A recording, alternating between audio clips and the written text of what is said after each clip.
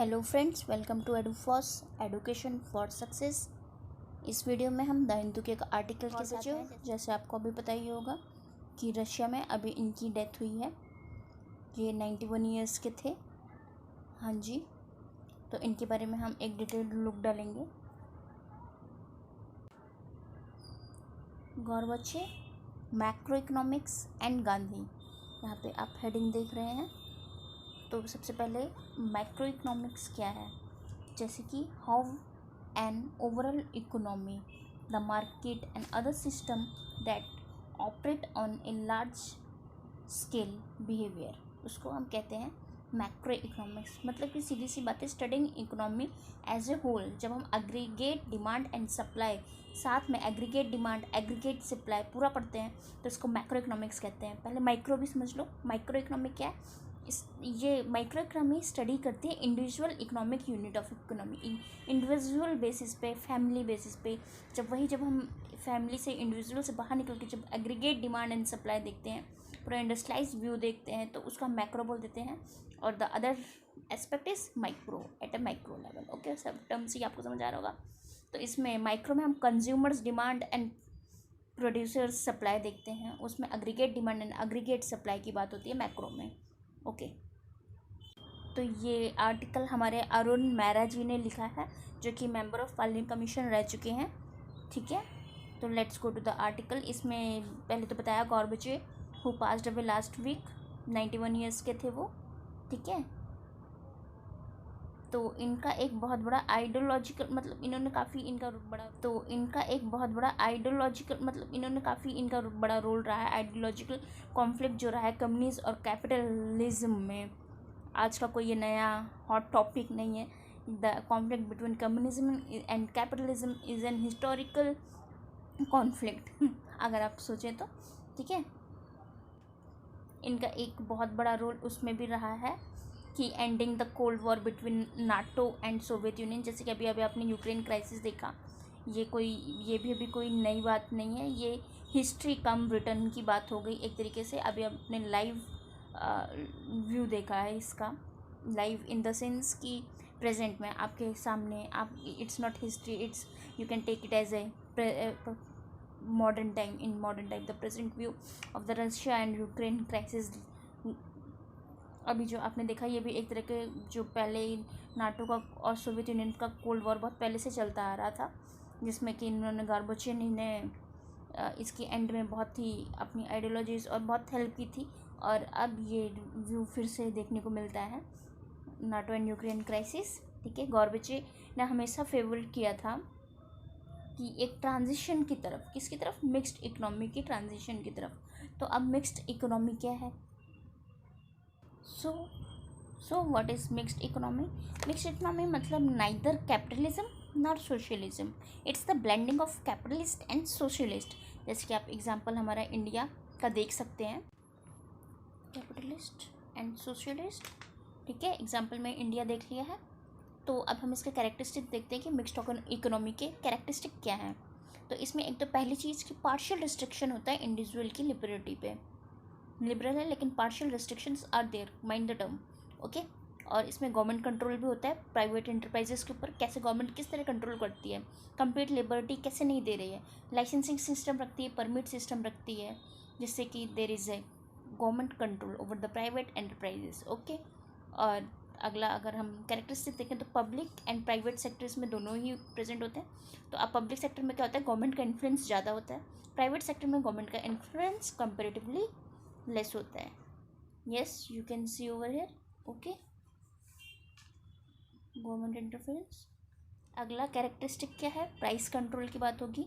इसमें गवर्नमेंट एक तरीके से प्राइस कंट्रोल रखती है, लेकिन जैसे कि आप देख सकते हैं, प्राइस सीलिंग रहती है, प्राइस फ्लोर रहता है। प्राइस सीलिंग मतलब हाईएस्ट प्राइस कैसे क्या हो सकता है, और फ्लोर प्राइस मीन्स कि कम से कम कितना प्राइस रहेगा। जब देख सकते हैं आप, जैसे कि सब्सिडी, होर्डिंग वगैरह सब चीज़ों पे बैन रहता है और सब्सिडी प्रोवाइड की जाती है, जैसे कि अगर मिनिमम कॉस्ट और ये फॉर्मेंस का आपने सब कुछ पढ़ रखा होगा, तो उसी तरीके से प्राइस कंट्रोल मेंटेन करके रखती है इसमें गवर्नमेंट। तो अब हम देखते हैं कि जैसे यहाँ पे देखा, मिक्स्ड इकोनॉमी की is neither capitalist nor socialist, it is the blending of the capitalist and the socialist economy. Okay, तो अब देखते हैं कैपिटलिज्म क्या है, किस चीज़ की बात हो रही है यहाँ पे। तो फादर ऑफ द कैपिटलिज्म आपने सुना होगा एडम स्मिथ जी को, वो हमारे फादर ऑफ कैपिटलिज्म है। कैपिटलिज्म जो है कैपिटल यानी कैपिटल या कैपिट जिसका मीनिंग होता है हेड, ओके, उस टर्म से निकल के आया है। तो कैपिटलिज्म एक an economic and political system है जिसमें कि कंट्री का ट्रेड एंड इंडस्ट्री ये सब चीज़ जो है कंट्रोल कौन करता है, प्राइवेट ओनर करता है, प्राइवेट ओनर, ठीक है। गवर्नमेंट नहीं आ रही यहाँ पे, प्राइवेट ओनर आ रहा है फॉर प्रॉफिट रेदर देन, मतलब कि प्रॉफिट के लिए करते हैं रेदर देन स्टेट, यहाँ पे लिखा हुआ है, मतलब स्टेट नहीं होता है, प्राइवेट ओनर्स होते हैं इसमें, जिसमें कि प्रोडक्शन के 4 फैक्टर्स होते हैं, लैंड, लेबर, कैपिटल, एंटरप्राइज। आपने देखा होगा, कार्ल मार्क्स जी के बारे में सुना होगा, उन्होंने काफ़ी क्रिटिसाइज किया था कैपिटलिज्म के। He was an economic determinist, जिस वजह से इन्होंने सोसाइटी में हर एक हो रही चीज़ को कैपिटलिज्म से कोरिलेट करके देखा था, ठीक है। उनका ये कहना था कि कैपिटलिज्म क्या होगा, रिच रिचर होता जाएगा, पुअर पुअरर होता जाएगा। जैसे कि एग्जांपल में कैपिटलिस्ट सोसाइटी की आप यूएसए देख सकते हैं, इंडिया देख सकते हैं, पाकिस्तान देख सकते हैं, ठीक है। हाँ जी, पाकिस्तान भी कैपिटलिज्म पे ही चलता है। फिर उसके बाद सोशलिज्म हम पढ़ेंगे। सोशलिज्म 2 टाइप के हैं, guild socialism and Fabian socialism. तो पहले हम देख लेते हैं सोशलिज्म क्या है। Denmark, Norway, Sweden, Finland, Iceland, ये सारी कंट्री जो है सोशलिज्म पे ही चल रही हैं। आप देखो सोशलिज्म क्या is a range of economic and social system characterised by social ownership and workers self management, ठीक है, of the means of production as well as political theories and movements associated with it, जिसमें social ownership भी है, workers का self management भी है, किस चीज़ को लेके, मीन्स ऑफ प्रोडक्शन को लेके। अब जैसे कि यहाँ पे आपने सोशलिज्म में 2 देखे, guild socialism and Fabian socialism. Socialism से धीरे धीरे यहाँ पे गवर्नमेंट का इंटरफेरेंस आ गया, ठीक है। कैसे, तो यहाँ पे फेबियन सोशलिज्म में क्या था, इसमें था कि even if the forces of production our own by the state, forces of production अगर स्टेट ओन कर रहा है, लेकिन उसके बाद भी स्टेट जो है, स्टेट शुड बी डेमोक्रेटिक, यहाँ पे डेमोक्रेटिक स्टेट की बात की गई है फेबियन सोशलिज्म में। लेकिन गिल्ड सोशलिज्म में क्या है, गिल्ड सोशलिज्म में स्टेट किसी भी फॉर्म में हो सकते हैं, नॉट द डेमोक्रेटिक वन, किसी भी फॉर्म में होगा, और यहाँ पे जो प्रोसेस ऑफ प्रोडक्शन होगा वो स्टेट ओन कर सकती है, लेकिन जो मैनेजमेंट ऑफ फैक्ट्रीज होगी that should remain with the worker. ये है किसका कंसेप्ट, गिल्ड सोशलिज्म का। तो आपको गिल्ड सोशलिज्म ज़्यादा पसंद आया कि फेबियन, वो अपने हिसाब से आप डिसाइड करिए। ऑफकोर्स कोई ना कोई आइडियोलॉजी होती है जिसकी तरफ इंसान लीन होता है ना चाह कर भी। तो अब आइए अगली, कम्युनिज्म। फादर ऑफ कम्युनिज्म कौन थे, हमारे कार्ल मार्क्स जी थे। मार्क्स कम्युनिज्म सबसे पहले जो ये थिंकिंग कम्युनिज्म की लेके आए, बीइंग ए फिलोसोफर। मार्क्स, इनकी जो कम्युनिज्म थी वो कभी इम्प्लीमेंट तो नहीं हो पाई क्योंकि फिलोसोफर थे, ये कैसे मतलब कि इम्प्लीमेंट तो नहीं कर पाए, लेकिन इनकी जो कम्युनिज्म थी उसको मार्क्सिज्म कहा गया। फिर first time implement in Soviet union bye there leader Vladimir Lenin. तो लेनिन की जो कम्युनिज्म था उसको लेनिनिज्म कहा जाता है, ठीक है। So, communism, a theory or a system of social organization in which all property is owned by community। सारी प्रॉपर्टी कम्युनिटी की है अब, ठीक है, कोई स्टेट का रोल नहीं है। And each person contributes and receives according to their ability and need, ठीक है। तो इसमें ये बात आ गई कि वर्क अकॉर्डिंग टू एबिलिटी, अपनी एबिलिटी के अकॉर्डिंग काम करो, reward according to his need, जितनी नीड होगी आपको सब मिलता जाएगा। तो ये किस पे फोकस करिए, इक्विटी पे, not equality. The communism is focusing on equity, ठीक है। अब हमने इतना कैपिटलिज्म, सोशलिज्म, कम्युनिज्म समझ लिया है, आई होप इतना आपको समझ में आ गया होगा, ठीक है। फिर अब हम एक बार सिमिलैरिटी देख लेते हैं कि सोशलिज्म कम्युनिज्म में क्या सिमिलैरिटी है। सिमिलैरिटी के पहले एक लुक हम डिफरेंस पर डाल लेते हैं। सोशलिज्म में इक्वलिटी की बात हो रही है, कम्युनिज्म इक्विटी की बात कर रही है। कैपिटलिज्म तो आप ठीक से समझ ही गए होंगे उसमें क्या खेल चल रहा है, ठीक है। तो इसमें सोशलिज्म में क्लासेस एग्जिस्ट बिटवीन, ठीक है, इसमें कोई डिस्टिंक्शन नहीं रहता क्लासेस के बीच में, देयर इज़ नो डिस्टिंक्शन। लेकिन कम्युनिज्म बात करता है क्लासलेस सोसाइटी की, जिसमें कोई क्लास ही नहीं होगी, सब बराबर होंगे, सब अपने एबिलिटी के अकॉर्डिंग काम कर रहे होंगे, उनके नीड के अकॉर्डिंग उनको सब कुछ मिल रहा होगा, ठीक है। और सोशलिज्म में पर्सनल प्रॉपर्टी की बात हो रही है, लेकिन कम्युनिज्म में कोई प्राइवेट प्रॉपर्टी नहीं है, सब सबकी है, ठीक है। और इसमें अब हम सिमिलैरिटी देखें सोशलिज्म में और कम्युनिज्म में, तो सिमिलैरिटी ये हो गई कि सेंट्रल गवर्नमेंट प्रेजेंट है, दोनों में मतलब सेंट्रल गवर्नमेंट का मतलब कि एक सेंट्रलाइज है पूरा, कुछ बटा हुआ नहीं है। और एक एक सिमिलैरिटी दूसरी हो गई कि ये एक कलेक्टिव प्रोसेस है, ठीक है, इंडिविजुअल की बात नहीं हो रही है। ओके, तो ये हमारी सिमिलैरिटी हो गई। Let's move to our article. हम आर्टिकल पे वापस चलते हैं। तो हम आर्टिकल में यहाँ थे कि Gorbachev had favoured a slow transition to the mixed economy. Mixed economy क्या है, इस पर मैंने आपको कंप्लीट एनालिसिस दे दिया है। अब इसके बाद हम आगे चलते हैं। तो यहाँ पे बोलते हैं over of life expectancy is a good measure of well being of a nation citizen. जितनी ज़्यादा लाइफ एक्सपेक्टेंसी होगी उतना ही ये एक गुड मेजर होगा कि नेशन का वेलबींग कितना है, उस सिटीज़न का, नेशंस के सिटीज़न का वेलबींग कैसा चल रहा है। When all citizens are well nourished, और जब when public health system functions well, और कोई वायलेंस नहीं हो रहा सोसाइटी में, तो this all contributes to a healthy nation, ठीक है ना। तो और नेशन हेल्दी होगा, लोग हेल्दी होंगे, तो पर्सन क्या होगा, उनकी लाइफ लॉन्ग होगी, दे विल लिव लॉन्गर। तो Cuba is one place above the US in longevity tables, even though it's income per capita income उसकी देखें तो जस्ट 14% है यूएस की, लेकिन फिर भी क्यूबा एक प्लेस हाइयर है यूएस से लॉन्गिविटी टेबल में, ठीक है। तो मतलब समझ रहे हैं ना कि खाली पर कैपिटा इनकम से ही लाइफ एक्सपेक्टेंसी बढ़ती है, नहीं बढ़ती है।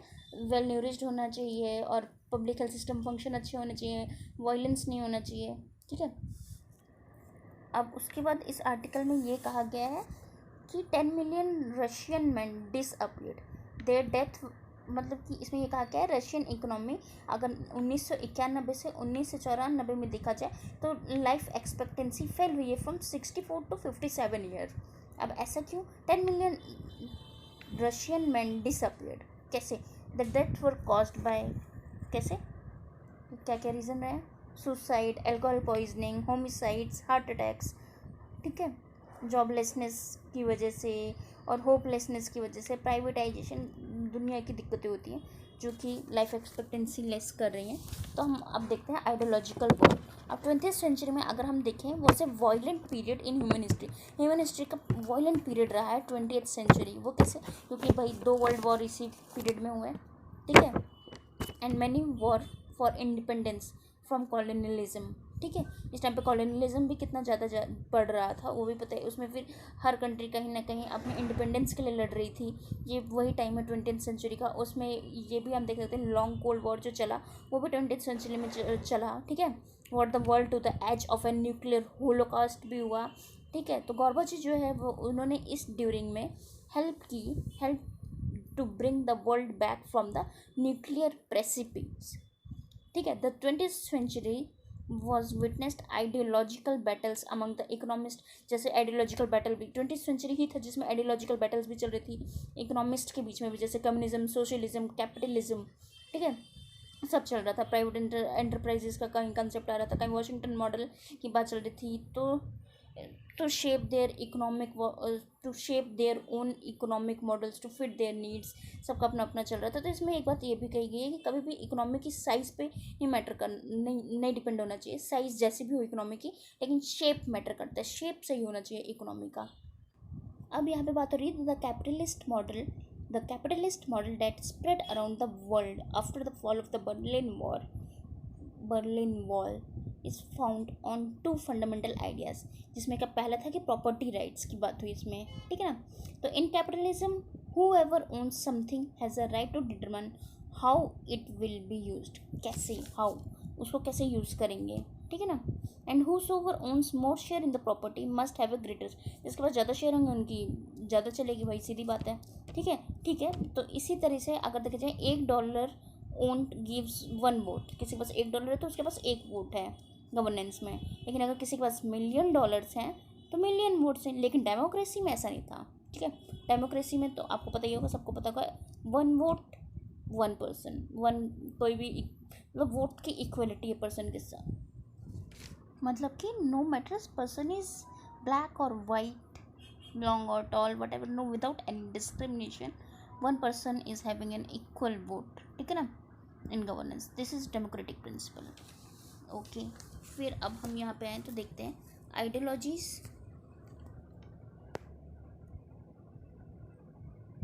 of elected governments and free market were the joint victors of ideological war between, मतलब कि ये इलेक्टेड गवर्नमेंट और फ्री मार्केट के जो सिस्टम था ये एक आइडियोलॉजिकल वॉर का मुद्दा बन गया वेस्ट एंड सोवियत यूनियन के बीच में। ठीक है, अब कैसे, अब सीधी सी बात है, जब कोई अगर इलेक्ट्रिक अप्लायंस है, अगर एसी पावर का है, अब उसको प्लग कर दिया हमने डायरेक्ट कनेक्शन डीसी में, तो क्या होगा, ब्लो आउट हो जाएगा। वैसे ही similarly when institution of governance designed to run fundamentally different principle are plugged into each other, जब फंडामेंटली अलग अलग तरीके प्रिंसिपल एक दूसरे में जब प्लग कर दिए जाएंगे तो कुछ समथिंग विल ब्लो अप। बिल्कुल इलेक्ट्रॉनिक वाला सिस्टम जैसे होता है वैसे का वैसे यहीं पे उसी की बात की गई है। तो अब another core idea of capitalism is Hardin's, ठीक है, जिसमें उन्होंने बात की थी ट्रेजिडी ऑफ कॉमन्स की। It says that communities cannot manage shared resources, therefore common property must be privatized for its protection। इनका कहना था कि communities cannot manage shared resources वो मैनेज ही नहीं कर सकते, इसलिए प्राइवेट प्रॉपर्टी का कंसेप्ट आना ही आना है। ठीक है, with the operation of the mechanism of the cumulative causation wealthy people become more wealthy, वही रिच बिकम रिचर वाला कंसेप्ट फिर आ जाएगा। Those with more wealth will become win and people even wealthier, मतलब इवन विल बिकम वेल्दियर, अमीर से अमीर होते चले जाएंगे। ठीक है, और एक और बात थी यहाँ पे, अनकंट्रोलेबल क्लाइमेट चेंज की बात की कि is an existential tragedy of the Commons, ठीक है, for all life on the earth. ठीक है, तो ये कहा गया कि 20th सेंचुरी में capitalism does not have solution, in fact it is the problem, सबका अपना कहना। अब हम ये देखते हैं गांधीज एथिकल इकोनॉमिक्स, इसमें इन्होंने क्या कहा, new models of the cooperative governance are required to realise the promise of the humanities shared commons. Shared common क्या होता है, वही सूरज की किरणें सबके लिए बराबर सबको मिल रही हैं, तो शेयर्ड कॉमन हो गया, कोई ग्रीनरी हो गई, कोई फॉरेस्ट हो गया, सब शेयर्ड कॉमन है। जैसे कि पब्लिक प्रॉपर्टी का कंसेप्ट आया, कोई पार्क है वॉर्क है, वो भी शेयर्ड कॉमन हो गया। With this concept of the perestroika and glasnost, Gorbachev ने कहा कि wanted to save the common citizen from being oppressed by the powerful people. यही है कि जो पावरफुल पीपल हो वो कॉमन सिटीजन को एक्सप्लॉइट ना कर पाएँ, उनको ऑप्रेस ना कर पाएँ। और अब जो इनके सक्सेसर्स रहे हैं जो कि इल एडवाइज्ड रहे हैं बाय इकोनॉमिस्ट्स के, मतलब जो भी है, handed over the Russian economy to the किसको, Russian economy to the unbridled capitalism. Operation by the state was replaced by the exploitation by the capitalist. जैसे कि 10 million Russian man died prematurely and Russian loss the pride in their identity and history. धीरे धीरे अपनी identity और history होते जा रहे। More man are now losing their lives on the battle front, जैसे कि अभी बैटल फ्रंट हुआ, यूक्रेन क्राइसिस हुआ, Ukraine in Putin's bid to protect the Russia and recover the Russian pride. ठीक है, तो this is how it goes. Gorbachev observe when he resigned, ये सब था जो उन्होंने रिजाइन के टाइम पे ऑब्जर्व किया। इंडियाज पॉलिसी मेकर शुड, अब इंडिया को क्या करना चाहिए, India policy maker should need history lesson, मतलब हिस्ट्री से लेसन सीखना चाहिए। Concept of free trade, financial freedom, privatisation promoted by macroeconomics, macro, okay, are not good solution for the Indian million citizens struggling for the resilience in their lives। ठीक है, the shape of an economy matters, वही बात है, किसी भी economy का shape matter करता है, ना कि साइज।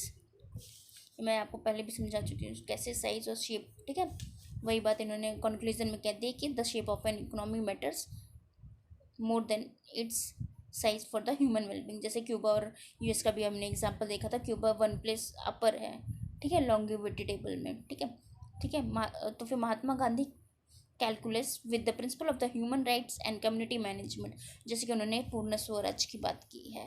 ठीक है, he wanted the Purna Swaraj and provide the Purna Swaraj to the all the citizen.